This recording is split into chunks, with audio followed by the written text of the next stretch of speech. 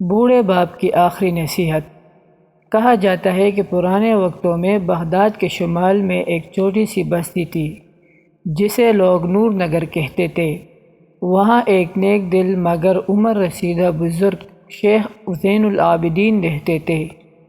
جوانی میں وہ علم و حکمت کے استاد رہے اور لوگ دور دور سے ان کے پاس مسائل پوچھنے آتے، مگر وقت کا پہیہ گھوما اور اب وہ کمر جھکائے، سفید داڑھی اور کمزور جسم کے ساتھ زندگی کے آخری ایام گزار رہے تھے۔ شیخ زین العابدین کے 5 بیٹے تھے: یعقوب، حارث، نعمان، زبیر اور سب سے چھوٹا فہیم۔ بیٹے سب اپنے اپنے گھروں میں آباد تھے، مگر والد کی خدمت کا بوجھ ایک وقت میں ایک بیٹے پر آتا۔ ابتدا میں سب خدمت کرتے رہے، مگر وقت گزرنے کے ساتھ رویے بدلنے لگے۔ پہلا بیٹا یعقوب۔ یعقوب کھیتوں کا بڑا ذمہ دار تھا۔ صبح سورج نکلنے سے پہلے ہل اٹھا لیتا، مٹی کی خوشبو میں سانس لیتا اور شام کو پسینے میں بھیگا ہوا گھر لوٹتا۔ والد کی خدمت تو کرتا، مگر دل ہی دل میں تھکن اور بوجھ محسوس کرتا۔ ایک شام جب وہ تھکا ہارا گھر آیا تو والد نے دھیرے سے پوچھا، بیٹا، کھیتوں کا کیا حال ہے؟ یعقوب نے مختصر جواب دیا، ٹھیک ہے بابا، مگر اس کے لہجے میں پہلی جیسی محبت نہ تھی۔ شیخ زین نے محسوس کر لیا کہ بیٹے کے دل میں ایک چھوٹا سا شکوہ گھر کر چکا ہے۔ چند دن بعد انہوں نے خود کہا، بیٹا، تم پر بوجھ بڑھ گیا ہے، فکر نہ کرو، میں کچھ دن بعد حارث کے پاس چلا جاؤں گا۔ یعقوب خاموش رہا، نہ روکا نہ کچھ کہا۔ دوسرا بیٹا حارث۔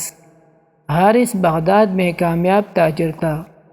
اس کا گھر کشادہ، سجا ہوا اور بازار کے قریب تھا۔ شیخ زین وہاں پہنچے تو بیٹے نے خوش دلی سے استقبال کیا، مگر یہ خوشی زیادہ دیر نہ رہی۔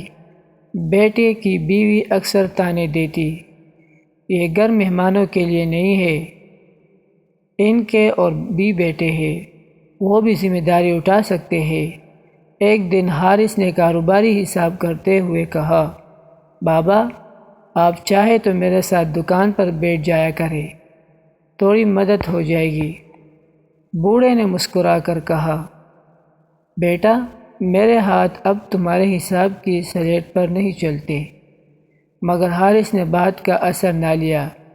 چند ہفتے بعد اس نے آہستگی سے کہا، بابا، شاید آپ کو دوسرے بھائی کے پاس زیادہ سکون ملے۔ شیخ زین دل پر پتھر رکھ کر وہاں سے رخصت ہو گئے۔ تیسرا بیٹا نعمان۔ نعمان کسان تھا، مگر یعقوب کی طرح بڑا ذمہ دار نہیں۔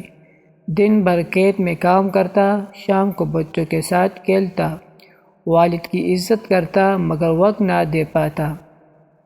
بیوی اکثر بچوں کو دادا کے پاس بٹھا دیتی اور خود گھر کے کام میں لگ جاتی۔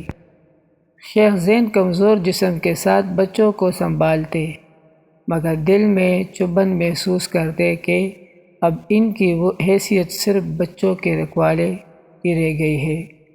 کچھ دن بعد انہوں نے خود کہا، بیٹا، میں زبیر کے پاس چلا جاتا ہوں، تم اپنی کھیت پر دھیان دو۔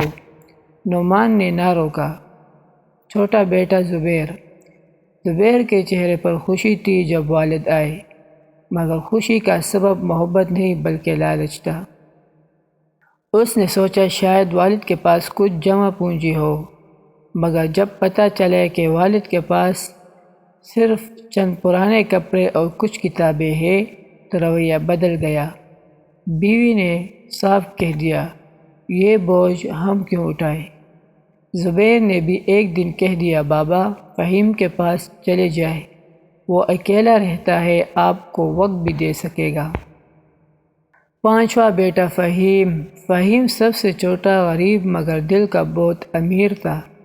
دن بھر مزدوری کرتا، شام کو والد کی دوائیاں لاتا، کھانا خود پکاتا اور بیوی بھی خلوص سے خدمت کرتی۔ شیخ زین نے پہلی بار دل میں سکون محسوس کیا۔ کچھ ماہ بعد شیخ زین کی طبیعت بگڑ گئی۔ فہیم راتوں کو جاگ کر والد کے سرانے بیٹھا رہتا۔ ایک رات جب چاند کی روشنی کمرے میں پھیل رہی تھی، بوڑھے نے بیٹے کا ہاتھ پکڑ کر کہا، بیٹا، میرے آخری وقت قریب ہے۔ میری ایک امانت بغداد کے ایک شخص جابر کے پاس ہے۔ میرے بعد وہاں جا کر میرا نام لینا، وہ امانت تمہیں دے دے گا۔ اسے اپنے گھر والوں پر خرچ کرنا، مگر بھائیوں کو کچھ نہ دینا۔ بوڑھے کی آنکھیں بند ہو گئی اور وہ دنیا سے رخصت ہو گئے۔ امانت کی تلاش۔ فہیم نے جنازے میں سب بھائیوں کو بلایا۔ جب بھائیوں نے امانت کا سنا تو لالچ سے بولے، امانت سب میں برابر تقسیم ہوگی۔ فہیم بغداد گیا، جابر سے ملا اور ایک بڑے صندوق لے آیا۔ صندوق کھولا تو اندر سونے کی اشرفیاں، زیورات اور بغداد کے بازار کی کئی دکانوں کے کاغذات تھے۔ فہیم نے وعدہ نبھاتے ہوئے سب میں برابر تقسیم کر دیا۔ انجام: وقت نے جلد ہی سچائی دکھا دی۔ یعقوب کی فصلیں برباد ہو گئی، حارث کا کاروبار ڈوب گیا، نعمان قرض میں ڈوب گیا، زبیر پر چوری کا الزام لگا، سب برباد ہو گئے۔ فہیم نے ایمانداری اور محنت سے کاروبار بڑھایا اور چند سال بعد وہ بغداد کے سب سے معتبر تاجروں میں شمار ہونے لگا۔ سبق: والدین کو بوجھ نہ سمجھے، ورنہ وقت کا پہیہ سب کچھ بدل دیتا ہے۔ خدمت دل سے کی جائے ورنہ اس کا پھل نہیں ملتا۔ دعائیں سب سے قیمتی امانت ہے جو صرف محبت کرنے والوں کو ملتی ہے۔ شکریہ گائز، اگر آپ ہمارے چینل پر نئے ہیں تو ہمارے چینل کو ضرور سبسکرائب کریں۔